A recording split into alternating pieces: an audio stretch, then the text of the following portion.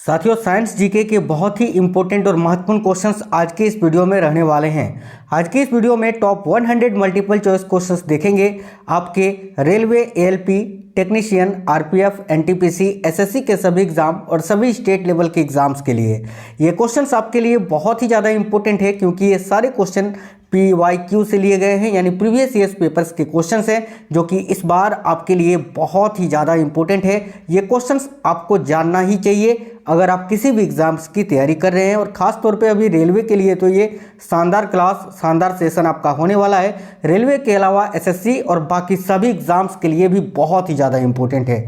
तो चलिए बिना देरी किए हुए साइंस के पूरे 100 क्वेश्चन एक शॉट में कंप्लीट करते हैं, यानी science GK in one shot. देखिए, पहला क्वेश्चन आपके स्क्रीन पर है, लार में कौन सा एंजाइम पाया जाता है। बड़ा ही सिंपल क्वेश्चन है, लेकिन ये बहुत ज़्यादा पेपर में पूछा जाता है, बार बार पूछा जाता है। तो लार की बात करें तो लार में कौन सा एंजाइम है जो कि पाया जाता है, तो याद रखिए करेक्ट आएगा टाइलिन।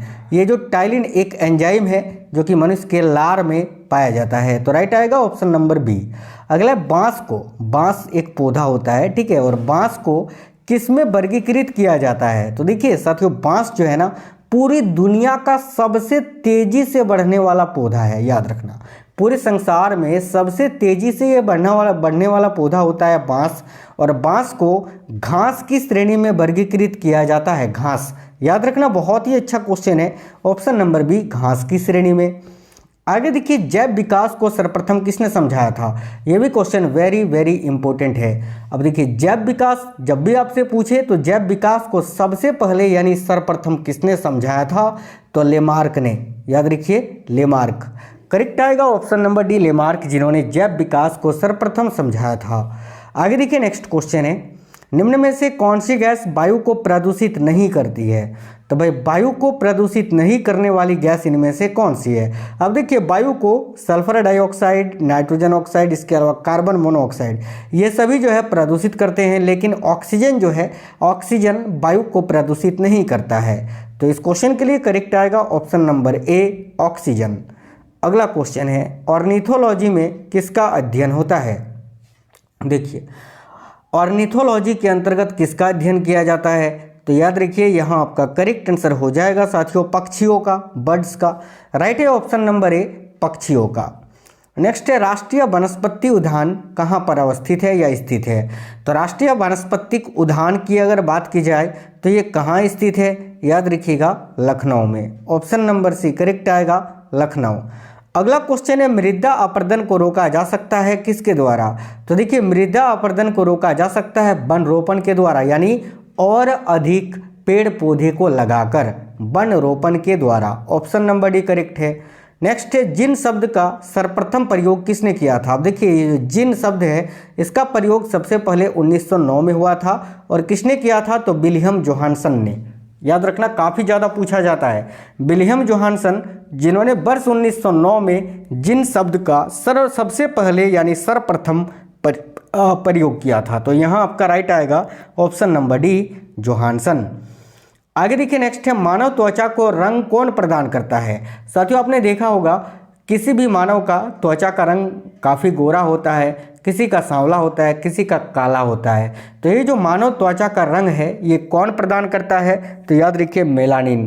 देखिए करेक्ट आएगा option number B, melanin. Next है, कोशिका का रसोई घर किसे कहा जाता है। काफ़ी अच्छा क्वेश्चन है ये, कोशिका का रसोई घर आपसे पूछा जा रहा है। तो देखिएगा, कोशिका का जो रसोई घर है ये किसको कहा जाता है, तो क्लोरोप्लास्ट को, क्लोरोप्लास्ट, जिसको कोशिका का रसोई घर कहा जाता है। आगे देखिए, माइटोकॉन्ड्रिया की खोज किसने की थी। माइटोकॉन्ड्रिया को कोशिका का पावर हाउस कहा जाता है, याद रखना। और माइटोकॉन्ड्रिया की खोज की थी आपकी किसने, तो अल्टमैन ने। अल्टमैन करेक्ट आएगा। यहाँ डी डुबे आपको दिख रहा है ना, तो डी डुबे ने साथियों लाइसोसोम की खोज की थी, याद रखना। लाइसोसोम, ये भी पूछा जाता है कि लाइसोसोम की खोज किसने की थी, तो डी डुबे ने की थी। और माइटोकॉन्ड्रिया की खोज की थी अल्टमैन ने। माइटोकॉन्ड्रिया को कोशिका का पावर हाउस कहा जाता है, और लाइसोसोम को आत्महत्या की थैली कहा जाता है, ठीक है। देखिए, पौधों में बाष्पोत्सर्जन की क्रिया किससे होती है। पौधों में जो बाष्पोत्सर्जन होता है ना, वो किससे होती है, तो रंध्र से, स्टोमेटा होता है। देखिए, पत्तियों में साथियों रंध्र होता है, रंध्र, रंध्र होता है। रंध्र की वजह से जो है ना ये बाष्पोत्सर्जन की क्रिया उत्पन्न होती है, तो पत्तियों के माध्यम से ही होगा, ऑप्शन नंबर सी पत्ती। आगे देखिए नेक्स्ट है, तारपीन का तेल प्राप्त किया जाता है किससे? तो याद रखना तारपीन का जो तेल है ना ये साथियों चीड़ के वृक्ष से प्राप्त किया जाता है। चीड़ एक वृक्ष है जिससे तारपीन का तेल निकाला जाता है, तो राइट आएगा चीड़। अगला क्वेश्चन है लायन फिश किसे कहते हैं? ये भी क्वेश्चन बहुत ही इंपॉर्टेंट है। तो लायन फिश की बात करें तो लायन फिश किसको कहा जाता है? याद रखिएगा लायन फिश के नाम से ऑप्शन नंबर बी टेरोइस, देखिए टेरोइस बोलियंस, याद रखना ऑप्शन नंबर बी इस क्वेश्चन का आपका करेक्ट आंसर हो जाएगा। लायन फिश के नाम से किसे जाना जाता है? तो टेरोइस बोलियंस को लायन फिश कहा जाता है। नेक्स्ट है जीवन चक्र की दृष्टि से पौधे का सबसे महत्वपूर्ण अंग कौन सा होता है? देखिए ये क्वेश्चन भी बहुत ज़्यादा पूछा जाता है, जीवन चक्र की दृष्टि से पौधे का सबसे महत्वपूर्ण अंग कौन सा होता है? तो याद रखना पुष्प यानी फ्लावर्स, फूल होगा। नेक्स्ट क्वेश्चन देखिए, निम्न में से कौन एक जीवित जीवाश्म कहलाता है? Living fossil. तो याद रखिए जीवित जीवाश्म किसको कहते हैं? तो जिंकको को, ऑप्शन नंबर डी जिंकको, जिनको जो है जीवित जीवाश्म कहा जाता है।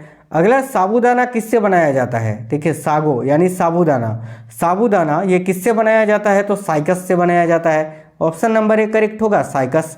अगला क्वेश्चन है सार्स क्या है?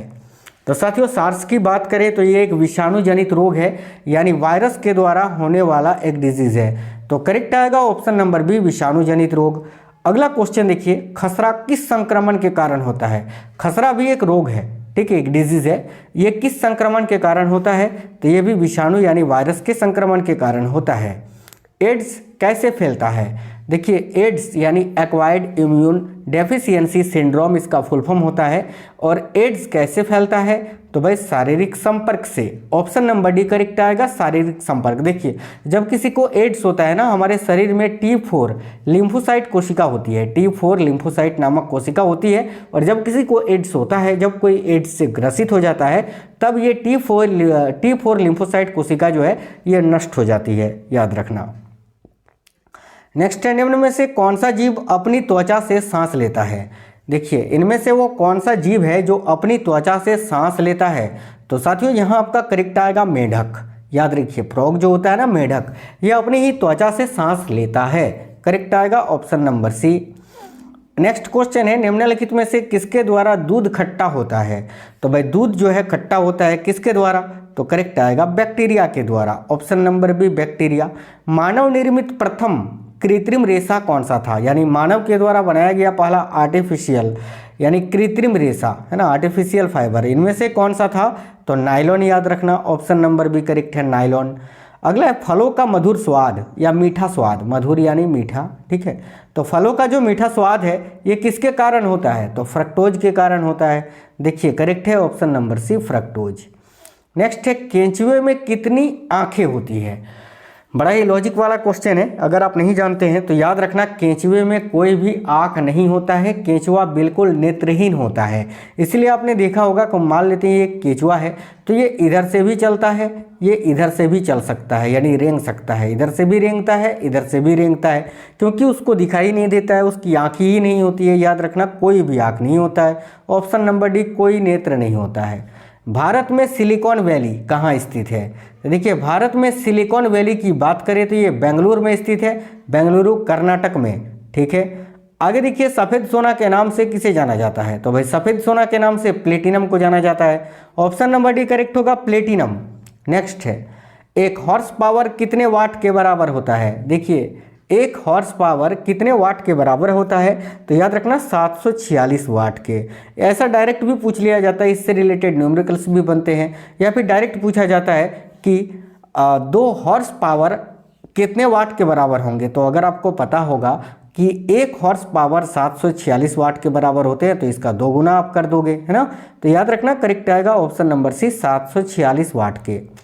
डॉपलर प्रभाव किससे संबंधित है? तो देखिए डॉपलर इफेक्ट की बात करें तो ये ध्वनि से संबंधित है साथियों, ऑप्शन नंबर ए ध्वनि।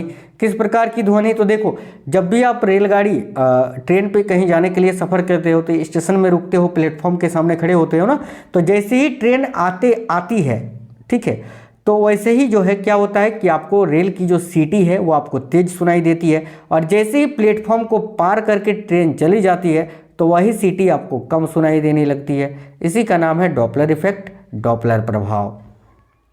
निम्नलिखित में से विद्युत का सबसे अच्छा चालक कौन सा है? तो देखिए इनमें से विद्युत का सबसे अच्छा चालक है चांदी, silver. Option number C correct होगा। अगला क्वेश्चन है, कौन सा जीव मिट्टी की उर्वरता को बनाए रखता है? तो भाई इनमें से कौन सा वो जीव है जो मिट्टी की उर्वरता को बनाए रखता है? याद रखिए केंचुआ। ऑप्शन नंबर बी करेक्ट है।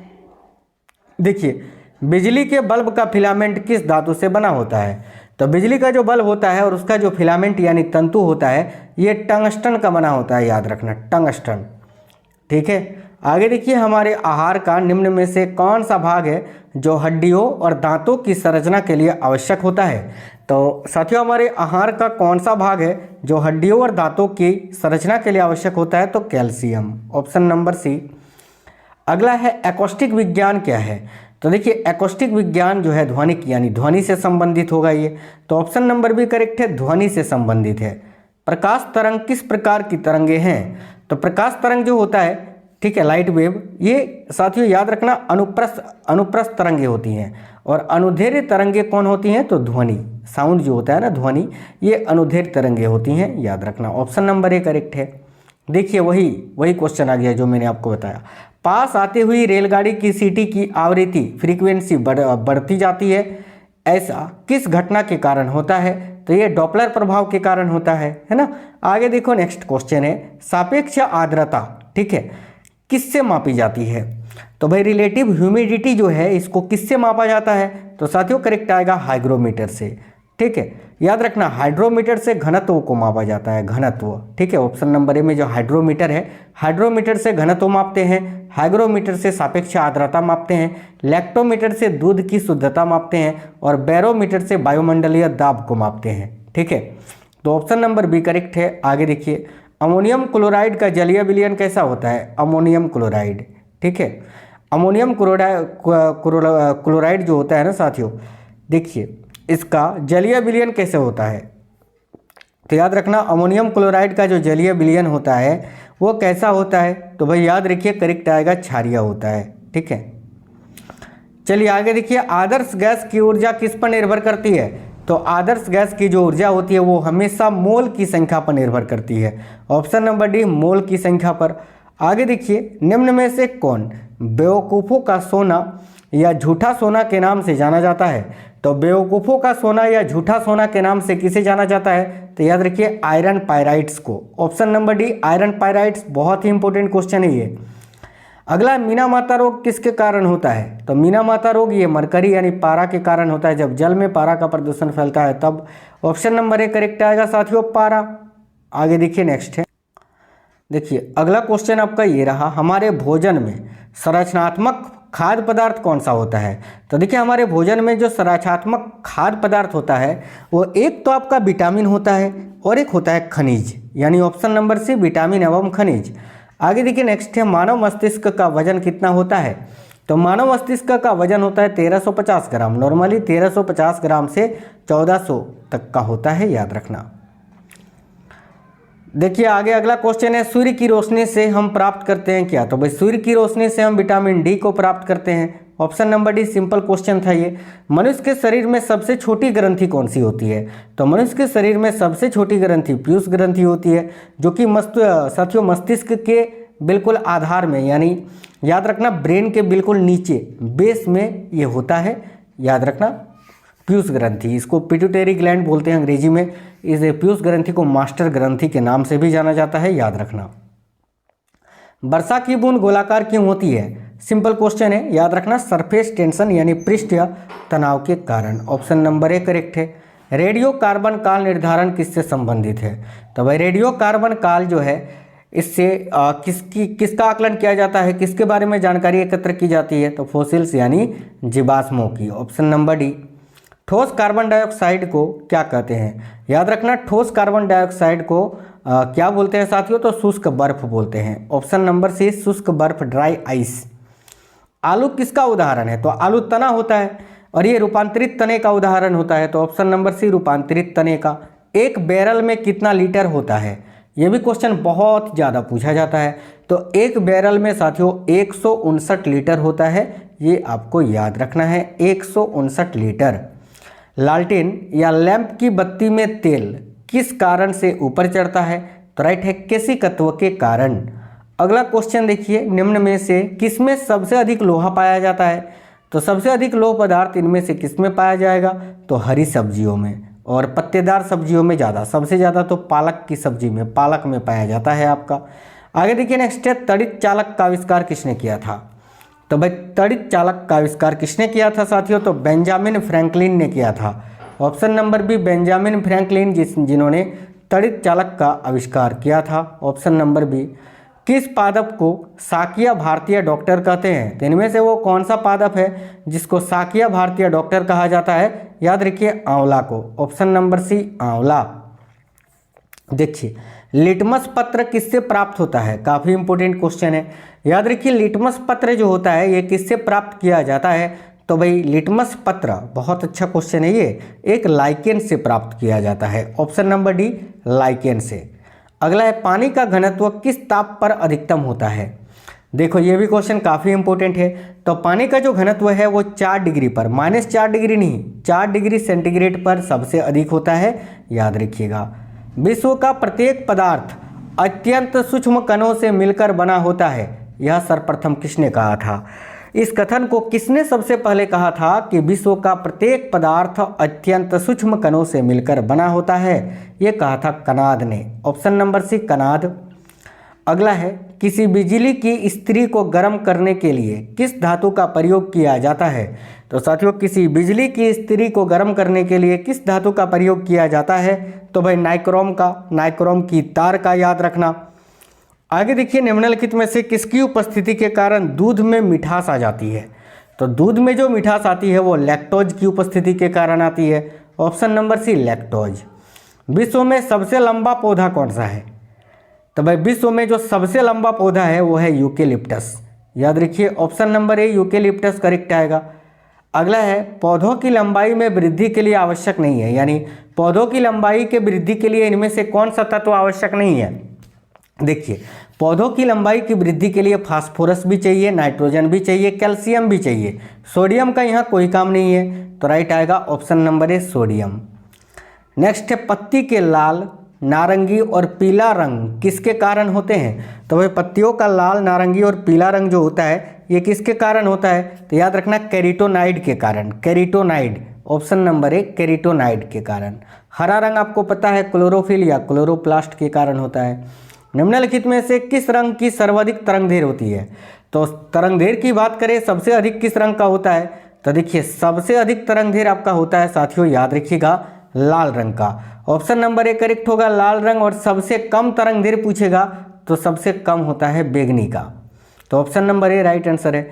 महान वैज्ञानिक आर्किमिडीज किस देश से थे? आर्किमिडीज जिन्होंने उत्प्लावन का सिद्धांत दिया था, तैरने का सिद्धांत, आर्किमिडीज जो है ये ग्रीस के थे, याद रखिएगा। ऑप्शन नंबर डी करेक्ट है ग्रीस। न्यूटन मीटर किसका मात्रक है? तो भाई न्यूटन मीटर ये ऊर्जा का मात्रक है। ऑप्शन नंबर डी ऊर्जा का। गुद्दा यानी किडनी की संरचनात्मक और कार्यात्मक इकाई क्या होती है? बहुत ही इंपॉर्टेंट क्वेश्चन है ये भी। तो देखिए गुद्दे की संरचनात्मक और कार्यात्मक इकाई जो होती है वो क्या होती है? तो नेफ्रॉन होती है, नेफ्रॉन, याद रखिए नेफ्रॉन।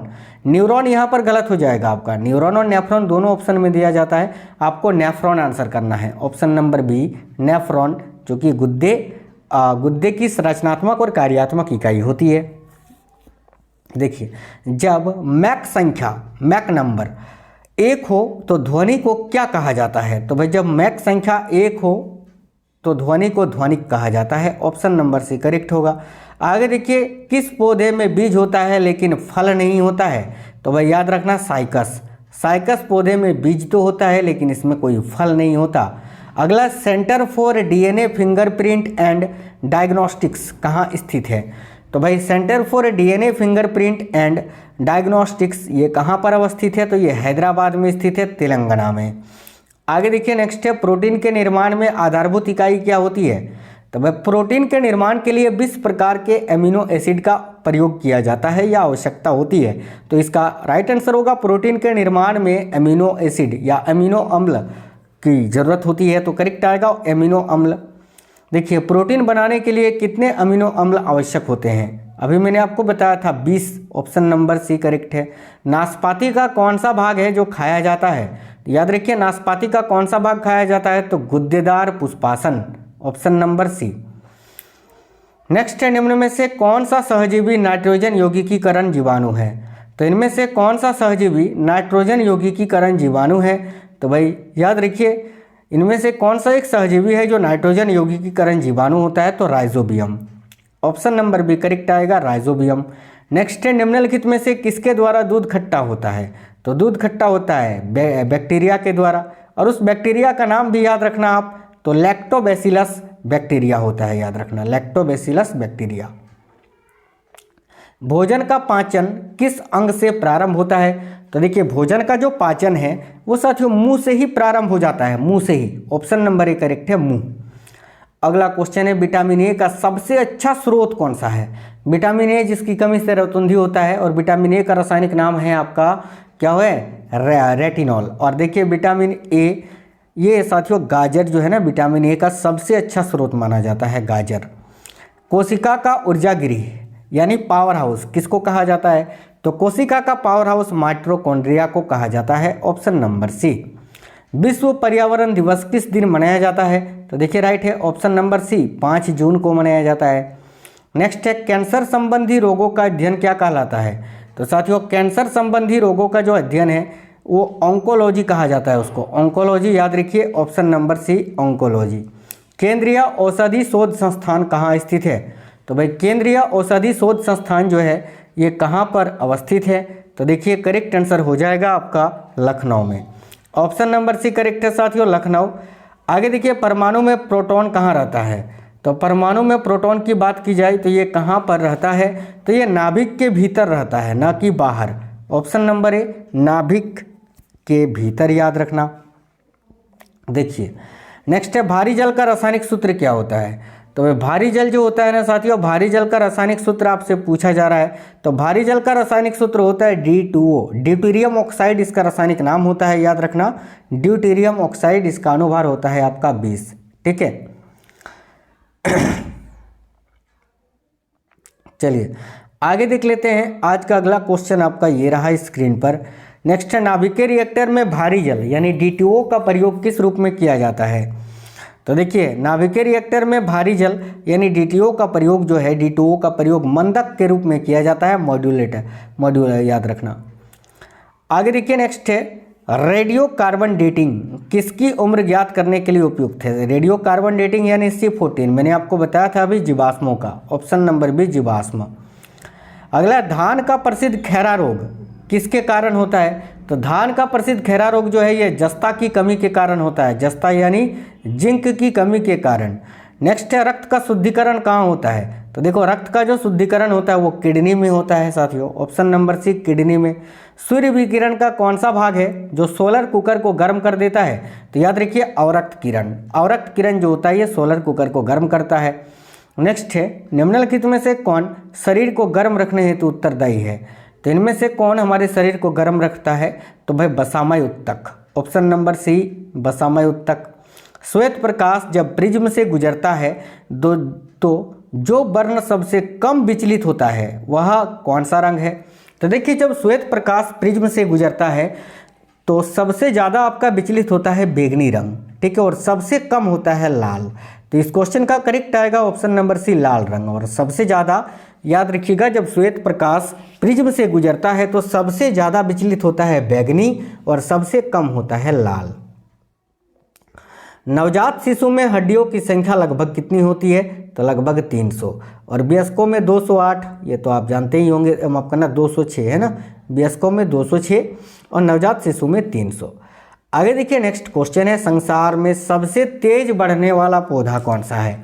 तो भाई संसार में सबसे तेजी से बढ़ने वाला पौधा अभी मैंने आपको बताया था बांस, जो कि साथियों घास श्रेणी में आता है, ठीक है। आगे देखो, मानव शरीर में लाल रक्त कण का निर्माण कहाँ होता है? तो ये बोन मेरो में होता है यानी अस्थि मज्जा में। नेक्स्ट क्वेश्चन है, रेफ्रिजरेटर में थर्मोस्टेट का कार्य क्या होता है। देखिए रेफ्रिजरेटर में थर्मोस्टेट का कार्य ये होता है कि वो एक समान तापमान को बनाए रखता है। करेक्ट है, एक समान तापमान को बनाए रखना। विटामिन सी का रासायनिक नाम क्या है, तो वह विटामिन सी का रासायनिक नाम है साथियों एस्कॉर्बिक अम्ल, ऑप्शन नंबर बी। नेक्स्ट है, मानव शरीर में यूरोस्थि या यूरोअस्थि, ठीक है, कहाँ पाई जाती है। तो यूरोअस्थि की बात करें तो ये छाती में पाई जाती है। देखो मैंने इसीलिए फोटो एड कर दिया है ताकि आपको समझ में आए जब भी ये क्वेश्चन पूछे, ठीक है, कि देखिए स्टेनम यानी यूरोअस्थि जो है मानव शरीर में कहाँ पर पाई जाती है, तो देखो छाती में। छाती का ये कलरफुल आपको हिस्सा दिख रहा है ना, ये वाला देखो, जहाँ पर देखो यहाँ पर मोटी मैंने यहाँ पर हाईलाइट किया हुआ है, तो ये जो हाईलाइट वाला भाग आपको दिख रहा है यही है आपका यूरोअस्थि, ठीक है, जो कि कहाँ पर पाई जाती है, तो छाती में पाई जाती है। साथियों आप लोग वीडियो को एक लाइक ज़रूर करना। देखिए आप लोग एक लाइक करते हैं ना, बस उससे हमें मोटिवेशन मिलता है और आपके लिए बहुत ही ज़्यादा रिसर्च और एनालिसिस के साथ कंटेंट बनाते हैं, इसमें बहुत ज़्यादा मेहनत लगता है साथियों। ये सब आप ही लोगों के लिए है, आप एक लाइक कर देते हैं उससे हमें मोटिवेशन मिलता है। प्लीज़ सभी लोग ज़रूर करना। देखिए ऊनी कपड़े सूती वस्त्रों की अपेक्षा गर्म होते हैं, क्यों। अब देखिए ऊनी वस्त्र जो होते हैं ना साथियों, ये ताप के कुचालक होते हैं, यानी ताप के अच्छे रोधक होते हैं। ऑप्शन नंबर डी करेक्ट आएगा। नेक्स्ट है, ब्लड बैंक किसे कहा जाता है, तो करेक्ट आएगा प्लीहा को, ऑप्शन नंबर सी प्लीहा, ठीक है। रक्त का कब्रिस्तान भी प्लीहा और ब्लड बैंक भी प्लीहा। नेक्स्ट है, निम्नांकित में से कौन अधिकतम ध्वनि प्रदूषक का कारण है, यानी इनमें से सबसे ज़्यादा ध्वनि प्रदूषण किससे होगा, तो जब जेट वायुयान उड़ान भरेगा, तो जेट उड़ान से, ऑप्शन नंबर डी। निम्न में से रक्त नहीं होता है किंतु श्वसन करता है, यानी इनमें से किस में रक्त नहीं होता है फिर भी वो सांस लेता है, तो हाइड्रा में, ऑप्शन नंबर सी करेक्ट होगा हाइड्रा। क्वेश्चन नंबर 100 है। इसके बाद एक क्वेश्चन आपसे पूछेंगे भी, देखो किस ग्रंथि के लुप्त हो जाने से आदमी बूढ़ा हो जाता है, यानी इनमें से कौन सा ग्रंथि है जब वो लुप्त हो जाता है तो कोई भी इंसान बूढ़ा हो जाता है। याद रखना थाइमस ग्रंथि। थाइमस ग्रंथि के लुप्त हो जाने से व्यक्ति बूढ़ा हो जाता है, ऑप्शन नंबर बी करेक्ट होगा, याद रखिएगा। अब एक क्वेश्चन होमवर्क का है टेस्ट के लिए, आपको इसका आंसर कमेंट बॉक्स में बताना है कि कंप्यूटर का जनक समझे जाने वाले व्यक्ति कौन है, बेबेज, हॉलरिथ, लेवनिज या पास्कल। बताइए कंप्यूटर का आविष्कार किसने किया था, कंप्यूटर का पितामह, कंप्यूटर का जनक किसे कहा जाता है। इस क्वेश्चन का आंसर सभी साथी कमेंट बॉक्स में बताएंगे। ये होमवर्क का क्वेश्चन है आपका, और कमेंट बॉक्स में बताना ये क्वेश्चंस कैसे थे, आपको ये वीडियो कैसा लगा है। वीडियो अगर पसंद आई है साथियों तो इस वीडियो को अपने सभी दोस्तों तक जरूर पहुंचा दीजिए, शेयर करिएगा, और नए साथी अगर कोई हैं तो चैनल को सब्सक्राइब कर लीजिएगा। चलिए फिर मिलेंगे नेक्स्ट वीडियो में, तब तक के लिए जय हिंद, वंदे मातरम।